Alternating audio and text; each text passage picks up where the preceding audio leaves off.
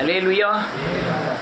உங்களுக்குள்ள இருக்கிற இயேசுவின் தன்மை நீங்கள் சொல்லாமலே மற்றவர்களுக்கு கண்களுக்கு முன்பாக தெரியணும். அப்போ தான் நீங்கள் பேயின் பிடியிலிருந்து விடுதலையாக்கப்பட்டவர்கள் என்பதன் அர்த்தம். அல்லேலூயா. உங்களுக்குள்ள இருக்கிற கிறிஸ்து, உங்களுக்குள்ள இருக்கிற ஆவியானவர், நீங்கள் சத்தியத்தின் பாதையில் நடக்கிறங்கிற ஒரு காரியங்கள் நீங்கள் உங்களை பார்க்கும் பொழுது, உங்கள் பேசும் பொழுது அந்த சாயலின் தன்மை உங்களுக்குள்ளேருந்து வெளிப்படணும். அல்லேலூயா. வெளிப்படுது மட்டுமல்ல, உங்கள் சொந்த பந்தங்களெல்லாம் உங்களுக்கு பயங்கரமாக குறை சொல்லணும், பைத்தியக்காரன்னு சொல்லணும். அல்லேலூயா. முட்டாள்னு சொல்லணும். நீங்கள் உங்களை பார்த்து பயங்கரமாக கேலி பண்ணணும். அப்போ தான் நீங்கள் நல்லா இருக்கீங்களுக்கு உண்டான அடையாளமே அதுதான். அல்லேலூயா. பைத்தியக்காரனாக ஆகணும். ஆனால் தான் உங்கள் கூட நீங்கள் தேவனை நம்புதீங்கன்னு உண்டான அடையாளங்கள். வானத்திலேருந்து தண்ணியே மழையை பெஞ்சதில்லை. தண்ணியை அவங்க ஓடையிலையும் ஆற்றுலையும் தான் பார்த்துருக்காங்க. நோவா நின்று 100 வருஷமாக சொல்கிறான், மேலே மலையிலேருந்து மேலே வானத்திலேருந்து தண்ணி மழை பெய்ய போகுதுன்னு. எவ்வளோ பைத்தியமாக நினச்சிருப்பாங்க. எல்லாம் சிரிக்கும். அது எப்படிப்பா வானத்திலேருந்து தண்ணி பெய்யும்? நான் ஊற்று வாய்க்காலில் ஓடையில் போகிற தண்ணியை தான் பார்த்துருக்கேன், வானத்திலேருந்து எப்படி தண்ணி விழும் அப்படின்னு அவனை பார்த்து சிரிக்காங்க. அவன் தேவ பிரசன்னத்தில் இருந்தான், அவன் தேவனுடைய பாதத்தில் இருந்தான், அவன் தேவனை பின்பற்றினான், அவன் தேவ வசனத்தை பின்பற்றினான். உலகம் பைத்தியம் என்று நினைத்தது. அவன் மேலே இயேசு வெளிப்பட்டார், தேவன் வெளிப்பட்டார். அல்லேலூயா. ஆபிரகாமை பாருங்க, 90 வயசு ஆயிட்டு, கற்பம் செத்துட்டு, மனைவியோட கற்பம், இவன் பிள்ளை பெருவு கூட்டான வழியே இல்லை. அவன் சொல்றான், நான் ஒரு குழந்தை பக்க போறோம்னு. எவ்வளவு பெரிய பைத்தியக்காரத்தனம். அல்லேலூயா. பைத்தியத்திலும் பெரிய பைத்தியமா இருக்கும். பவுல் சொல்லும்போது சொன்னார், பைத்தியமாய் தோன்றுகிற பிரசங்கத்தினாலே. ஆனால் அவனுக்கு 90 வயசு ஆகிட்டு, அவனுக்கு 100 வயசு ஆகிட்டு. ஆனால் கர்த்தரை நம்பினான், தேவன் தருவார்னு. கிதியோனை பாருங்க, 30,000 யுத்தத்துக்கு போகிறாங்க, 30,000 பேர் வந்துட்டாங்க. பயவனும் திகிலும் உள்ளவன் எவனோ அவன் ஓடி போக கடவன்ட்டார். உடனே அங்கே மிஞ்சினது 20,000 பேர். 20,000 பேர்லையும் ஆற்றுல கொண்டு போய் தண்ணி குடிக்க சொல்லு, நக்கி குடிக்கவங்கள சேர்த்துக்க, கோரி குடிக்கவங்கள போக சொல்லிடு அப்படின்ட்டார் ஆண்டவர். நக்கி குடிக்கவங்க 300 பேர் தான் இருந்தாங்க. 300 பேரை வச்சு யுத்தம் பண்ண போகிறாங்க. அங்கே எதிர்த்தால நிற்கிறவங்கள மனலந்தனையான ஆள்னு போட்டிருக்கு வேதத்தில். எவ்வளவு பெரிய பைத்தியக்காரத்தனம். பைத்தியத்துல என்ன பைத்தியம் என்ன? அல்லேலூயா. எங்க போறோம்னே தெரியாம ஆபிரகாம் புறப்பட்டு போறான். நான் காண்பிக்கிற தேசத்துக்கு போன்னு வேதத்தில் இருக்கு. அவன் போற இடமே அவனுக்கே தெரியல. போறான். எதை நம்பி போனான்? தேவனை நம்பி போறான். தேவன் அவனை நடத்துவார், தேவன் என்னை பலப்படுத்துவார். இதைய தேவ பிரசன்னம். எலியா சொல்றான், தேவனுக்கு முன்பாக நிற்கிற நான் மழை பெய்யாதும் ஐயாதே. இதுதான் தேவ பிரசன்னம். தேவ சமூகத்தில் என்னன்னா, அவருக்கு முன்பாக இவன் நிற்க, இவனுக்கு முன்னால கர்த்தர் நிற்கிறார். அதுதான் தேவ பிரசன்னம். அநேகர் தேவ பிரசன்னத்தை இழந்ததுனால தான் உலகத்தில் விசுவாசத்தின் பலனோ, நம்பிக்கையின் பலனோ, அல்லது தைரியமோ, அல்லது சமாதானமோ அற்று போகிறார்கள். நீங்கள் வேத வசனத்தை ஜெபம் பண்ணுறது மட்டும் போகாது. வேத வசனத்தை உங்கள் இருதயத்தில் தியானித்து வாயினால் அறிக்கை செய்யணும். 100 வயசில் ஆபிரகாம்கிட்ட சொல்லார், நீ திரளான சந்ததிக்கு தகப்பனாக இருப்பாயின்னு. உன் பேர் ஆபிரகாமில் ஆபிரகாம் எனப்படுவாயின்னு வேதம் சொல்லுது. சிறியவன் அர்த்தம் ஆபிரகாம்னா. அநேக ஜாதிகளுக்கு நீ தகப்பனாவாய், உன் ஜாதிகளில் ராஜாக்கள் தோன்றுவார்கள். நம்புதான். நீங்க தேவ சமூகத்தில் ஜெபம் மட்டும் வராது, வேத வசனத்தின்படி நடந்து தேவனை எவ்வளவு தூரம் நம்புறீங்களோ அதுதான். அப்பதான் நீங்க தேவனுடைய கிரியைகளை செய்ய முடியும். இஸ்ரவேல் ஜனங்கள் பூராமே கோலியாத்தை கண்டு பயந்து ஓடுவாங்க. ஒரே ஒருத்தன் முதல் பயப்படாம அடிக்கும். நான் சேனைகளின் தேவனாகிய கர்த்தருடைய நாமத்தினாலே வருகிறேன் அப்படிங்கும். அதான் தேவ பிரசன்னம். அதுதான் உங்கள் தைரியப்படுத்த தேவ பிரசன்னம். இல்லைன்னா ரெட்டை வாழ்க்கை தான் வாழணும். அங்கேயும் இங்கேயும் அலசடி போட்டு தான் வாழ வேண்டியது இருக்கும். கடலுக்குள்ளே தான் நம்ம போயிட்டுருக்கோம். கடலுக்குள்ளே பெரிய பெரிய திமிலங்கள்லாம், நம்ம முழுங்கக்கூடிய திமிலங்கள்லாம் இருக்குது உலகத்தில். ஒன்று திமிலங்கத்தை கொல்லணும், இல்லைன்னா நம்ம கொண்டு இவர் மேலே தான். அதோட இன்னொரு வழி இருக்குது. நீ கடல் மேலே நடக்கணும். கடல் உலகத்தில் மேலே நடக்கணும். பிரசன்னத்தினால, தேவ பிரசன்னத்தில் இருந்து, தேவ அபிஷேகத்தில் இருந்து, வேத வசனத்தை இருதயத்தில் வைத்து, விசுவாசத்தின் பாதையில் தேவனை நம்பி, உலகத்தின் பாடுகளுக்கு மேலே, கடல்களுக்கு மேலே அலலையாக நடக்கணும்.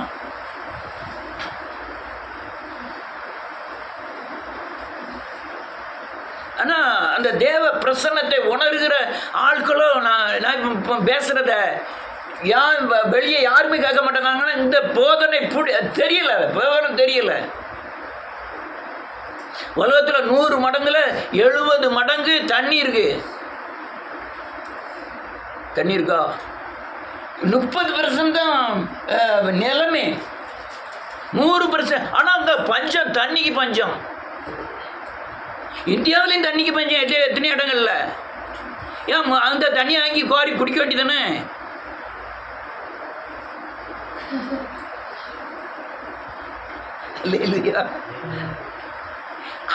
அதுதான் அந்த தேவ பிரசன்னத்தின் அடையாளம்.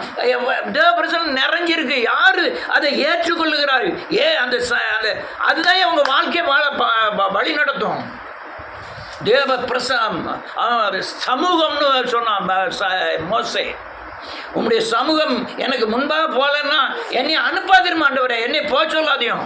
கிறிஸ்துவ ஜீவியமும் அப்படிதான். நீங்கள் தேவ பிரசனம் இல்லைன்னா நீங்கள் கிறிஸ்துவ ஜீவியம் உலகத்தில் நடத்துறது ரொம்ப சங்கடமானது.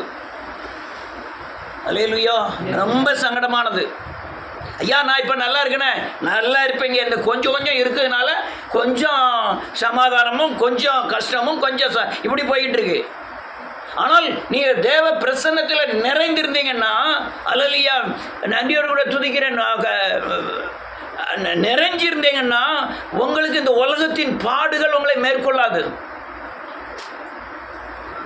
பவுல் சொல்றான், புறப்படுற இடம்லாம் பரிசுத்த ஆவியானவர் எனக்கு சங்கடமும் துர்க்கமும் துன்பமும் இருக்குன்னு சொல்லிட்டு இருக்காரு. ஆனாலும் போகிறேன். எதுக்கு? தேவ பிரசனம் அவங்க கூட இருந்ததுனால தான். அநேகர் அந்த தேவ பிரசன்னத்தை வேத வசனத்தின்படி நடக்கணும். வேத வசனத்தை இருதயத்தில் வச்சு வாயில் அறிக்கை செய்யணும். பரிசுத்தத்தை காத்துக்கணும். இருதயத்தில் அல்ல ஐம்புலன்களையும் அடக்கணும். நேற்று உணர்வை குறித்து எழுதிட்டு இருந்தேன். உணர்வு, பல உணர்வுகள் இருக்கு. ஐம்புலன்களில் உணர்வுன்னு மட்டும் முடிச்சாச்சு. பல கோபம், பொறாமை, பயம், அல்லலியா, இச்சை, பெருமை எல்லாம் உணர்வின் அடிப்படையில் தான் வெளிவருது. இது நம்ம அப்படியே சின்ன பின்னமாக்கிறது. நான் இப்போ சொன்ன உணர்வு ஒரு மனுஷனை பிரசன்னத்துக்குள் நுழையக்கூடாதபடி பயங்கர சின்ன பின்னமாக்கிறது. அல்லேலூயா. அதனால வாசிப்போம் 20வது வசனம்.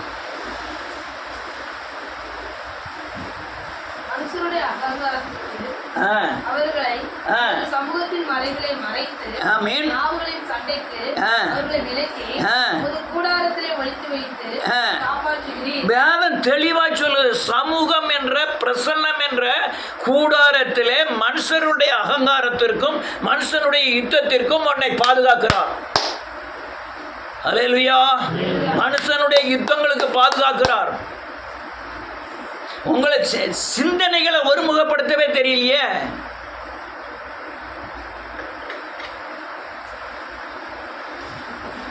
சிந்தனையை தேவனுக்குள்ளே நீங்க வைக்க தெரியணும்.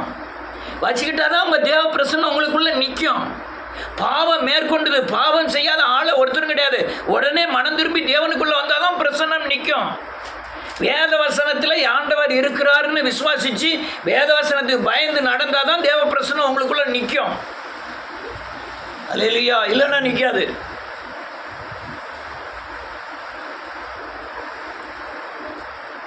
கோபம்லாம் பயங்கரமான ஒரு பேயின் பயங்கரமான தன்மை, மூடத்தன்மை, அது ஒரு பயங்கரமான பேயின் தன்மை. அலலியா கசப்பு, மூர்க்கம், வெறி, இதெல்லாம் ஒரு பயங்கரமான பிசாசின் தன்மை. தேவ பிரசன்னத்தை உங்களை விட்டு விலக்கக்கூடிய பயங்கர கொடிய சக்திகள். அதை ஒரு நிலை அதை வந்து பேலன்ஸ் பண்ணி நிலை நிறுத்துவதற்குண்டான சத்தியங்களும் தேவ வழிகளும் உங்களுக்கு தெரிஞ்சிருக்கணும். அந்த வழிகளும் உங்களுக்கு தெரிஞ்சிருக்கணும். ஒரு பயங்கர கோபம் வந்துட்டு கோபத்தை எப்படி சரி பண்ணுறது அப்படிங்கிறது தெரியணும். கோபப்பட்டுட்டு நம்ம அடுத்தால நம்ம மன்னிப்பு கேட்டுக்கலாங்க, அது பயங்கரமான தவறு. கோபம் இப்போ வரக்கூடிய சூழ்நிலை இடத்தை காலி பண்ணிடணும். அல்லேலூயா. அந்த இடத்த விட்டு தூர போயிடணும். அவள் பொண்டாட்டி தானே, நம்ம என்னன்னாலும் பேசலாம், அதெல்லாம் கிடையாது. பொண்டாட்டியோ சின்ன பிள்ளையெல்லாம் காரியம் கிடையாது. கோபமாக இல்லையா, அதான் பிரச்சனை. கோபம் பிரச்சனத்தை கெடுத்துரும். 40 நாள் உபவாசம் இருந்து பிரசனத்தில் வரான். அவன் முகத்தை பார்க்க முடியல, மோசையின் முகத்தை. 2 கையிலையும் அல்லையா தேவனுடைய கட்டளை கற்பனைகளை எழுதி வாங்கிட்டு வரான். கீழே பார்க்குறான், பயங்கர கோபம் வந்துட்டு 40 நாள் உபவாசம் இருந்ததே மறந்துட்டான். கோபம் என்ன செஞ்சுது, உடச்சி டப்புன்னு கீழே போட்டு உடச்சிட்டான். ஆண்டவர் சொல்றாரு, நான் அவங்கள பூரா அழிக்க போறேன், என் பேரனை கிறுக்கி போட்டுருவேன் அப்படிங்க. நீ முதல்ல இப்போ போய்க்கோ, பின்னால் அதுக்கு உண்டான தீர்ப்பு வரும் போ அப்படின்றாரு. உன்னுடைய அந்த பிரசன்னத்தை இழப்பதற்கு உண்டான தீர்ப்பு பின்னால் வந்துடும். நீங்கள் ரொம்ப அவமானம், நிந்தை, நெருக்கு, அந்த சுடுசொல், இதுக்கெல்லாம் ரொம்ப வீராப்பு பட்டீங்கன்னா நீங்கள் பிரசன்னத்தை காக்க முடியாது. என்ன இப்படி பேசலாம், உங்களுக்கு பயங்கரமான வீராப்பு, அப்படி சொல்லிட்டானே இப்படி சொல்லிட்டானே, இவனுக்கு வச்சு செய்வோம், இன்னொரு நாள் வரும்போது இவனுக்கு கண்டிப்பாக திருப்பி செய்யணும், வைக்கணும். இதெல்லாம் உங்களுக்கு தேவ பிரசன்னத்தை உங்களை விட்டு விலைக்கிறோம். விலைக்கு என்ன செய்யும்னா அது உங்களுக்கு ஆலோசனை சொல்லும். இன்னும் தேவ பிரசன்னத்தை தேவனை விட்டு பிரிக்கக்கூடான ஆலோசனைனா உங்களுக்கு வந்து மனுஷன் பேசுகிற மாதிரிலாம் இருக்காது. உங்கள் கிரியைகள்லாம் அது வெளிப்பட்டு தேவனை விட்டு உங்களை பிரிக்க ஆரம்பிக்கும். அல்லேலூயா. ரொம்ப தேவ பிரசன்னம் முக்கியம். இப்போ நான் போயிட்டோம்னா நான் பாஸ்டர்னு ஒரு ஆள் கண்டுபிடிக்கணும், ஊழியக்காரன் அப்படின்னு கண்டுபிடிக்கக்கூடிய அளவுக்கு நம்ம மேலே தேவன் தெரியணும். மோசேட்ட முகத்தை பார்க்க முடியலன்னு முக்காடு போட்டுக்கிட்டாங்க. நீர் பேச ஆண்டவர் பேசுவானா, நீ ஆண்டவர் பேச நீ பேச அப்படின்னு சொல்கிறோம். அந்த அளவுக்கு தேவ பிரசன்னத்தினால், அந்த தேவ சமூகத்தினால் நிறைந்திருந்தான். ஒரு வசனத்துக்கு அங்கே தேவ பிரசன்னம் என்ன இருக்குது அப்படின்னு 139வது சங்கீதம்.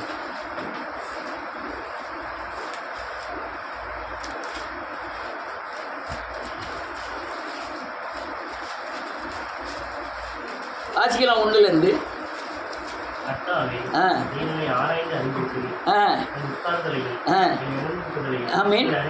அறிந்திருக்கிறேன். இதுதான் தேவ பிரசன்னம். நம்மளை அறிஞ்சிருக்கிறாரா? நான் பாவம் செய்யும்போது முகம் மறைக்கப்படுகிறதுன்னு வேதம் சொல்லுது. நாங்கள் என் கண்ட்ரோல் பிசாசின் கண்ட்ரோலுக்கு போயிடுது. ஆனால் தேவன் நம்மளை அறியாமல் இருக்க அவன் விட்டுறாரு. அறியலைன்னா அவன் பற்றி தெரியாதுங்கிறதுல இல்லை. நீ பிள்ளைகள் தப்பு பண்ணுற பிள்ளைகள் சொல்கிறான், நீ எப்படியும் போயிட்டு போ, எனக்கு தெரியாது அப்படிங்க. ஆனால் அவனை பற்றி தெரியாதா? தெரியும். ஆனாலும் நீ எப்படினாலும் போயிட்டு போ, கொஞ்சம் நாள் அடங்கி பார்ப்போம், தண்ணி அடிக்காத, சிகரெட் குடிக்காத, கெட்ட பையங்க கூட சேராத. அதுக்கப்புறம் என்ன செய்வோம்?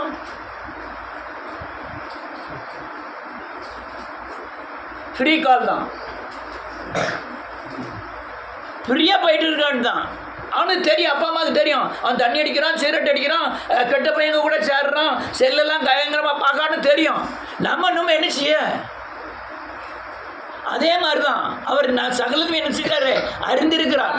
வேதம் சொல்லுது, அல்லலையா அறிந்திருக்கிறீர், உட்கார்தலையும் எழுந்திருத்தலையும் அறிந்திருக்கிறீர், என் நினைவுகள் எல்லாம் நீ என்ன செய்யறது நான் தூரத்தில் இருந்து பார்த்துக்கிட்டு அடுத்தல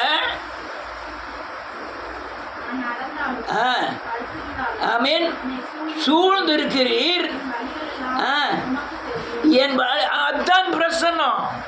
என் உட்கார்ந்துல அறிந்திருக்கிறார், நான் நடக்கிற அறிந்திருக்கிறார், என் நினைவுகளை அறிந்திருக்கிறார், என் யோசனைகளை அறிந்திருக்கிறார், எல்லாமே தேவன் அறிந்திருக்கிறார். இந்த தாட் இருந்தாலே போதும். ஆண்டவர் என்னை பார்க்கிறார். அழகா சொன்ன அவ காண்கிற தேவன். அல்லேலூயா, காண்கிற தேவன்.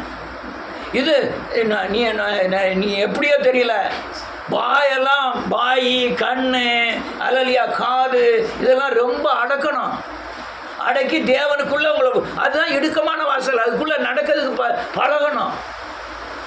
இல்லைன்னா சின்ன உபத்திரம் உங்களுக்கு பெரிய உபத்திரமா தெரியும். சின்ன பாடுகள் பெரிய பாடுகளாக தெரிய ஆரம்பிக்கும். தேவ பிரசன்னம் இல்லைன்னா நீ அந்த இதெல்லாம் அசால்ட்டாக நினைப்பீங்க. தேவ பிரசன்னம் இருந்ததுன்னா வசனத்துக்கு பயப்படுவீங்க, அதே அளவுக்கு பாவத்துக்கு பயப்படுவீங்க. அல்லேலூயா. அடுத்தால என்ன எழுதிருக்கி? ஆமீன். நாவில் நான் ஜோம் பண்ண போகிறேன். என்ன ஜோம் பண்ண போகிறோம்னு நான் யோசனை பண்ணிக்கிட்டு இருக்கேன். யோசனை பண்ணதுக்கு முந்தையே யார் அறிந்திருக்காராம்? கர்த்தர். அவர் அறிந்திருக்கார். நாவில் சொல் பிறவாது இருக்கு பண்ண நீ என்ன ஜோம் பண்ண போகிறேன்னு நான் அறிந்திருக்கிறேன். இதுதான் ஏன் தேவ பிரசன்னம். அல்லேலூயா. நம்ம என்னை சுற்றி முன்னும் பின்னும் நெருக்கி நடத்துகிறது. அடுத்தால ஆமீன். ஆமீன். முன்னாலேயும் பின்னாலேயும் நெருக்கி அவர் என்னை நடத்துகிறார். இந்த தேவ சமூகம், இந்த தேவ பிரசன்னத்துக்குள்ள நீங்கள் கண்டிப்பாக வரணும். ஏதாவது ஒரு சின்ன ஒரு பிரச்சனை நடந்துட்டுனா உடனே உட்காந்து அழுறதோ, அல்லது குற்றாலத்தில் போய் குளிக்கும் போது டக்குன்னு பாக்கெட்டில் இருந்து ரூபா போனோன்னா போயிட்டு நினைச்சு ஒரு இதுக்கு சொல்கிறேன். அல்லையா, ஒரு சும்மா சொல்லலாம். அல்லையா, போனாண்ணா கர்த்தர் கொடுத்தார், அவ்வளோதான். 400 ரூபா தருவார்னு விசுவாசிக்க வேண்டியதான். ஐயோ போயிட்டு நினச்சின்னா கூட 200 ரூபா போயிடும். 200 ரூபா போயிட்டா கர்த்தர் போயிட்டு 400 ரூபா கர்த்தர் தருவார், வேறு வழியில் தருவார். விசுவாசிப்பதானே எதிர்காலம். உங்கள் உழைப்பு வந்து எதிர்காலம் கிடையாது. என்ன இருக்குல்ல அதான் எதிர்காலம். உழைப்பெல்லாம் எதிர்காலமே கிடையாது. அல்லேலூயா. நான் ரொம்ப பேர் உழைக்கிறது நான் அடிக்கடி சொல்லிட்டு இருக்கேன். இதுதான் ரொம்ப சாபமாய் நினைக்கிறாது. சாப்பிடாம வாயை கட்டி வயிற்று கட்டி கஞ்சி கூட குடிக்காம ஓடி உழைச்சி எவ்வளோ பெரிய சாபம், எவ்வளோ பெரிய. நான் சொல்ல உழைக்க வேண்டாம்னு சொல்ல, நல்லா உழைங்க. பண்படுத்துறதுக்கு தான் ஆம்பளையாளை தேர்ந்தெடுத்தார் கர்த்தர். நிலத்தை உழுவதற்கும் பண்படுத்துக்கும். அது பின்னால் கூட அது உனக்கு முள்ளும் குறுக்கும் முளைக்கும்னு சாபத்தை விட்டுட்டாரு. கிள்றதெல்லாம் சாபம்னு சொல்லிட்டாரு. ஆனால் நல்லா உழைங்க, நல்லா எஞ்சிங்க, நல்லா உடுத்துங்க, நல்லா சாப்பிடுங்க. உண்பதும் உடுப்பதுமே தவிர இந்த பூமியில் ஒன்றும் அனுபவிக்கப்படுறது ஒன்றுமே கிடையாது. அதனால் நல்ல பிரசங்கி சொல்கிறான், எல்லாம் மாயை. சாப்பிடுங்க. கர்த்தருக்குள் சந்தோஷமாக இருப்பதே பலன். கர்த்தருக்குள்ள சந்தோஷமாக இருங்க, உழைங்க, சாப்பிடுங்க. ஆனால் உழைப்பு தான் பிழைப்பும் அல்ல, உன்னுடைய எண்ணங்கள் தான் அல்லையா, உன்னுடைய உழைப்பு தான் எதிர்காலமும் அல்ல. யார் வாரிக்கொள்வார் போவான் என்பதை அறியான். அல்லேலூயா.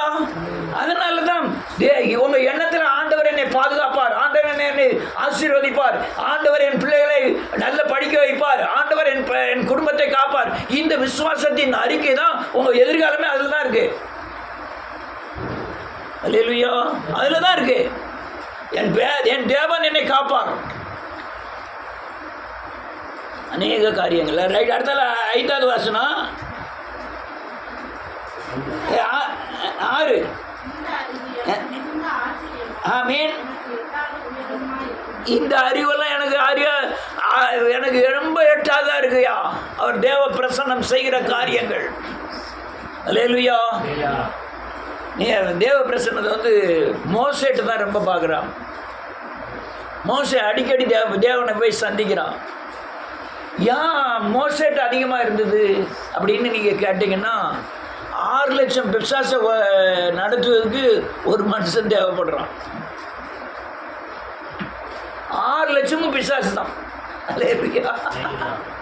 அந்த 6 லட்சம் பிசாசும் தண்ணி இல்லைன்னா கல்லை தூக்குது, சோறு இல்லைன்னா கல்லை தூக்குது, ஏன் என்ன எங்க ஏன் அங்கே எகிப்துலேருந்து பிரித்துட்டு வந்தாங்கன்னு கேட்கு.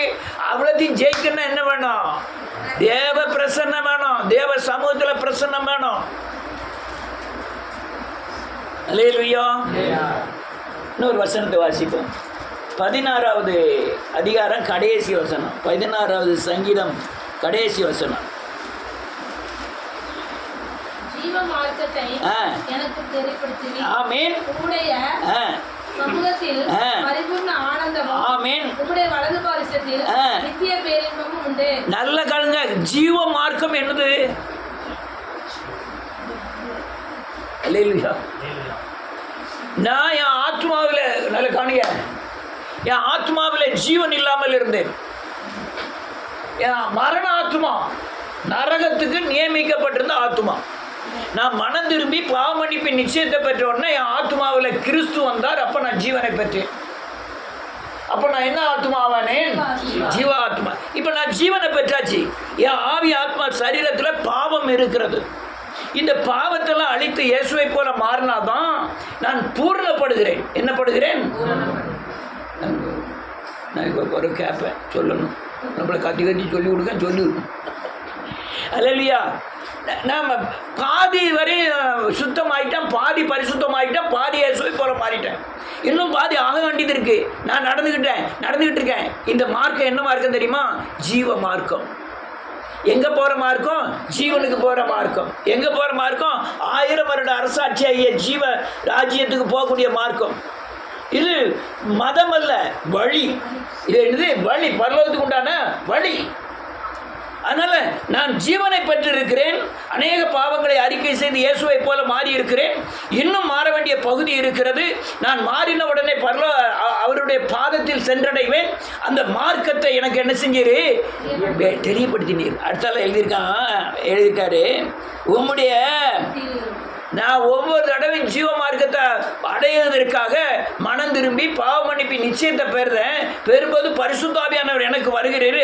அங்கே உம்முடைய சமூகம் எனக்கு வெளிப்பட்டு எனக்கு பரிபூர்ண ஆனந்தம் உண்டாகிறது. எப்போ? ஜீவ மார்க்கத்தில் மனம் திரும்பி இந்த ஜீவனை நான் புதுப்பிக்கும் போது, அல்லது என்னுடைய பழைய மனுஷனை கொண்டுட்டு இயேசு கிறிஸ்துவை தரித்து கொள்ளும் பொழுது, அல்லது அல்லேலூயா இந்த பாவ உலகத்தின் பிடியிலிருந்து வெளியே வரும் பொழுது, அல்லேலூயா மனம் திரும்பி பரிசுத்தாவியானவர் நிறைவை பெறும்போது எனக்கு என்ன உண்டாகுது? ஆனந்தம் உண்டாகிறது. உம்முடைய வலது பரிசத்தில் அங்கெல்லாம் போகணும். நான் எங்கே போகணும்? பரலோகத்துக்கு. அவர் வலது பரிசத்துக்கு நித்திய பேரின்பத்துக்கு தான் நான் என்ன இருக்கேன்?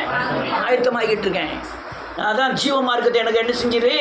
எனக்கு தெரியப்படுத்திட்டாரு, எனக்கு வளர்த்துட்டாரு. நான் சொல்கிற இந்த சத்தியங்கள் அநேக சபைக்கு புரியாது, அநேக ஆட்களுக்கு புரியாது. நீங்கள் கேட்குறவர்கள் பாக்கியவான்கள். நீங்கள் எவ்வளோ பேர் கேட்குறீங்களோ நீங்கள் பாக்கியவான்கள். கர்த்தர் உன்னை ஆசீர்வதிப்பார். உன்னை வாளாக்காமல் தலையாக்குவார். உன்னை மேலாக்காமல் கீழாக்காமல் மேலாக்குவார். உன்னுடைய செம்மறி ஆடுகள் ஒரே ஆடு 4 குட்டிகள் போடும். நீ ஒரு நிமிஷத்தில் அதற்குண்டான சத்தியத்தையும் யாக்கோப்பை எடுத்து பார்த்தியா வரி வரியான குட்டிகள் போட்டது அப்படின்லாம் சொல்ல ஆரம்பிச்சிருவாங்க. அதெல்லாம் கிடையாது. அல்லேலூயா. இன்னொரு வசனத்தை வாசிப்போம். 21 சங்கீதம் 1 வாசிக்கலாம்.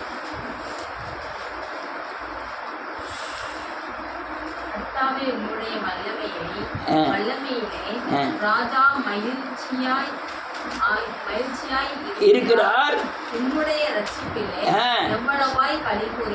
நல்ல காலங்க. ராஜா உம்முடைய கர்த்தாவே உம்முடைய வல்லமையினாலே ராஜா மகிழ்ச்சியா இருக்கிறார். உம்முடைய ரட்சிப்பிலே எவ்வளவாய். யார் ராஜா? நான் தான் ராஜா. யாருடைய வல்லமையில? தேவனுடைய வல்லமையில நான் ராஜா எப்படி இருக்கேன்? மகிழ்ச்சியா இருக்கிறேன். அவருடைய ரட்சிப்புல களி கொண்டு இருக்கிறேன். அப்போ ரட்சிப்பு அனுதினம் தேவை, அடிக்கடி தேவை. ஆமென். ஒரு கண்ணுன்னு எடுத்துக்கிட்டீங்கன்னா பல கோணத்தில் தேவ பிரசன்னத்தை விட்டு விளக்கக்கூடிய காரியங்கள் கண்ணு வழியாக நடக்கும். ரைட், கண்ணை விடுங்க, கண்ணு ஒரு பகுதி இருக்கட்டும். வாயை எடுத்துக்கிடுங்க. இயேசுவை விட்டு பிரிக்கிறதுக்கு உண்டான வழிகள் வாயினால் பல காரியம் நடக்கா. நான் பேசணும்னு பேசப்படான்னு தான் நினச்சேன், வாயில் என்ன செஞ்சுட்டு விஜய் சொல்லுவாங்களா வாயில் வந்துடும்.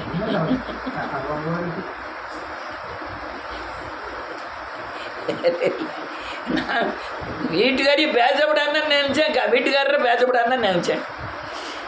அப்புறம் கொஞ்ச நேரம் கழிச்சு உட்காந்து யோசிக்கிறது, சே இந்த வார்த்தையை நம்ம போய் சொல்லிட்டோமே, சே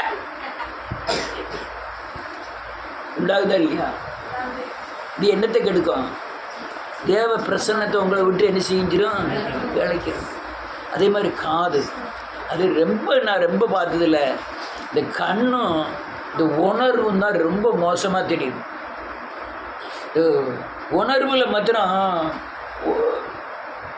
கோவம் வந்துட்டுன்னு வச்சுக்கிடுவோம், கண் செவந்துடும், முகம் வேறு மாதிரி மாறிடும், ரத்த ஓட்டம் உடனே ரத்தம் ஓட்டம் சூடாகும், மூளை வேலை செய்யாமல் போயிடும், வாய் இருதயம் கண்ட்ரோலில் இருக்காது, இருதயம் பேசணுங்கிற எண்ணமும் இருதயத்தில் வராது, அது பாட்டில் ரத்த ஓட்டம் வேகமாக ஆகி கை காலெலாம் விறுவிறுவிறுவிறுக்கும்.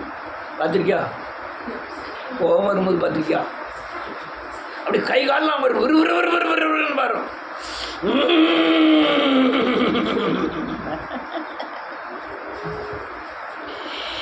இல்லையா? அதுதான் தேவ பிரசன்னத்தை இழக்கிறதுக்கு பிசாசு பயன்படுத்துகிற பயங்கரமான கொடிய ஆயுதங்கள். பெரிய கொலைகள்லாம் பார்த்துருக்கேன். ஒரு இதில் போகுது, அதெல்லாம் பல வருஷத்துக்கு முந்தி 40 வருஷத்துக்கு முந்தி நடந்தது. ஒருத்தன் கத்திக்கம்பு வச்சுக்கிட்டு நிற்கான், ஒருத்தன் அம்மங்கோயிலில் மேலே திண்டில் நிற்கான். 2 பேருக்கும் சண்டை வந்தது.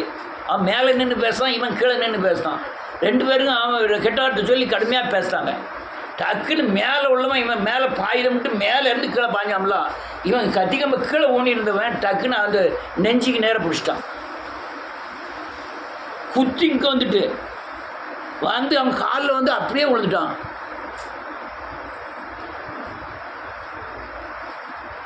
ஐயா இரட்டை ஆயுள் தண்டனை போட்டு அந்த ஒரு நிமிஷம் அவன் பேசிட்டு போகிறான். நம்ம பாட்டில் வீட்டை பார்க்க போவோம்னா அழகாக பிள்ளை குட்டியோட சந்தோஷமாக இருந்துருக்கலாம். போட்டுட்டான் இரட்டை ஆயுள் தண்டனை, 2 கொலை இரட்டை ஆயுள் தண்டனை போட்டு உள்ளே தள்ளிட்டான். அல்லேலூயா. கோபம் ரொம்ப மோசமானது. ரைட், இன்னொரு வசனம் அடுத்த நிலைக்கு 2வது வசனம். இதெல்லாம் தேவ பிரசன்னத்தை கொண்டு வரக்கூடிய காரியங்கள். அவருடைய மன விருப்பத்தின்படி நீர் அவருக்கு தந்தருளி அவருடைய உதடுகளில் விண்ணப்பத்தை தள்ளாதிருக்கிறீர். உத்தம ஆசீர்வாதங்களோடு நீர் அவர்களுக்கு எதிர்கொண்டு வந்து அவர் சிரசின் மேலே போர்க்கிரீடம் தர்ப்பிக்கிறீர். வேதம் தெளிவா சொல்லுது, அவருடைய மன விருப்பத்தின்படியெல்லாம் அவருக்கு தந்தருளி அவருடைய உதடுகளின் விண்ணப்பத்தை தள்ளாதிருக்கிறீர். ஆசீர்வாதங்களோடு நீர் அவருக்கு எதிர்கொண்டு வந்து அவர் சிரசின் மேல் போர்க்கிரீடம் தர்ப்பிக்கிறீர். தேவ மகிமையில நிறைந்திருக்கணும். நான் அநேக நேரம் சொல்லியிருக்கேன், அநேக காரியங்கள் உங்கள் காதுக்குள்ளே வரக்கூடாது. அநேக இருதயத்திலேருந்து வாயில், இருதயத்தில் நிறைந்திருக்கிற காரியங்கள் எது இருக்கோ அதான் வாயில் வரும். நீ வேத வசனங்கள் உங்கள் இருதயத்தில் நிறைஞ்சிருந்ததுன்னா வேத வசனம் தான் உங்கள் இருதயத்தில் வெளியே வரும். இல்லைன்னா வேத வசனத்துக்கு உண்டான கிரியைகள் வெளியே வரும். நீங்கள் உலகத்தில் உள்ள தீமையும் அசுத்தமும் அல்லையா மேன்மையும் உள்ளே கிடந்ததுன்னா அதுதான் உங்களுக்கு வெளியே வரப்போகுது. அல்லேலூயா. அநேகர் நீண்ட ஆயுசோட இருக்க காரணம் என்ன தெரியுமா? இந்த சாந்தம், அமைதி, கெட்ட சுவாபம் இல்லாதவங்கெல்லாம் பாருங்க, கூட கொஞ்சம் வருஷம் இருப்பாங்க. அடிக்கடி ரத்தம் சூடாகி முகநாடி வேறுபட்டு அவங்க சீக்கிரம் ஹார்ட் அட்டாக் வந்து செத்து போயிடுவாங்க.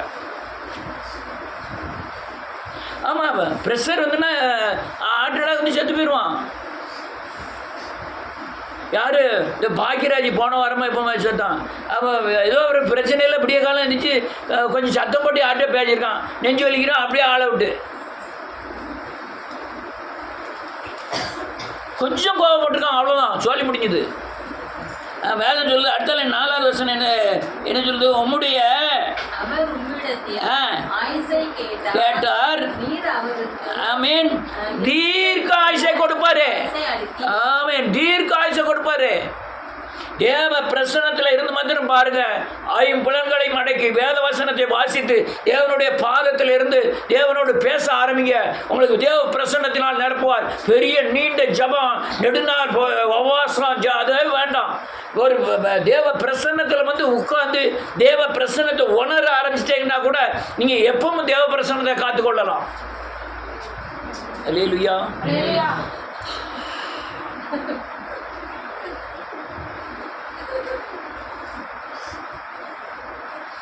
எப்பவும் தேவ பிரசன்னத்தை காத்துக்கலாம். இன்னும் ஒரு வசனம் உண்டு, வாசி முடிக்கிறேன்.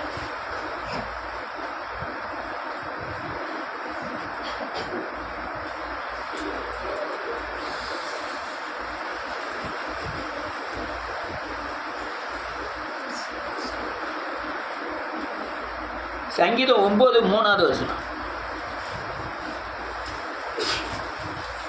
சத்துருக்கள் பின்னாக திரும்பும்போது உமது சமூகத்தில் அவர்கள் இடர்ந்து அழிந்து போவார்கள். என் சத்துருக்கள் பின்னாக திரும்பும்போது உமது சமூகத்தில் அவர்கள் இடருண்டு அழிந்து போவார்கள். இதுக்கு அர்த்தம் சொல்லுப்பா, இதா சொல்லு, என் முன்னால் உட்காந்துக்கிட்ட.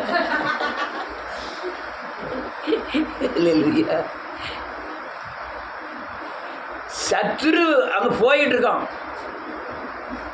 நான் பின்னால் போயிட்டு இருக்கேன், என்னைய பார்க்கணும்னு சத்துரு திரும்புதான். யாரை பார்க்கானா? தேவனை பார்க்கானா. நமக்கு முன்னால் யார் போகிறா? தேவன் போயிட்டு இருக்காரு. எனக்கு முன்னால் தேவன் போகிறதுனால சத்துரு என்ன செய்கிறான்? அடர்ந்து உள்ளதான். எனக்கு முன்னால் யார் போகிறா? அவன் அழிக்கணும்னு நினைக்கிறது யார? என்னை அழிக்கணும்னு நினைக்கிறான். பின்னால் திரும்பும்போது இடர்ந்து அவக்களை விழுந்து சாகுறான். அல்லேலூயா. இதுதான் தேவ பிரசன்னம். தேவனுக்கு முன்பாக நிற்கிற நான் பேசுறான் எலியா, அதுதான் தேவ பிரசன்னம். அக்னினால் உத்தரவருகிற தெய்வமே தெய்வம் அப்படின்னு சொல்லிட்டு ஒரு வார்த்தை தான் ஜெபம் பண்ணான், அக்னி இறங்கிட்டு, அதுதான் தேவ பிரசன்னம். சாலமோன் போய் தேவாலயத்தில் ஜெபம் பண்றான், அப்படியே அக்னி இறங்கி அல்லையா ஆலயத்தை நிரப்பிட்டு, அதுதான் தேவ பிரசன்னம். எசேக்கியேல் எரேமியாலாம் அல்லையா தீர்க்க தரிசனம் சொல்லும்போது ஆலயத்திலிருந்து ஜெபம் பண்றான் எசேக்கியேல், உடனே தேவ தரிசனத்தை கொடுத்து தேவ பிரசனத்தினால் நிரப்புகிறார். அதுதான் தேவ பிரசன்னம். அல்லேலூயா. நீங்க தேவ சமூகம்னா முன்னாலன்னு அர்த்தம், பிரசன்னம்னு அர்த்தம், பார்வைன்னு அர்த்தம். அல்லேலூயா. அல்லேலூயா, இதுதான் அர்த்தம். சமூகம்னா என்ன அர்த்தம்?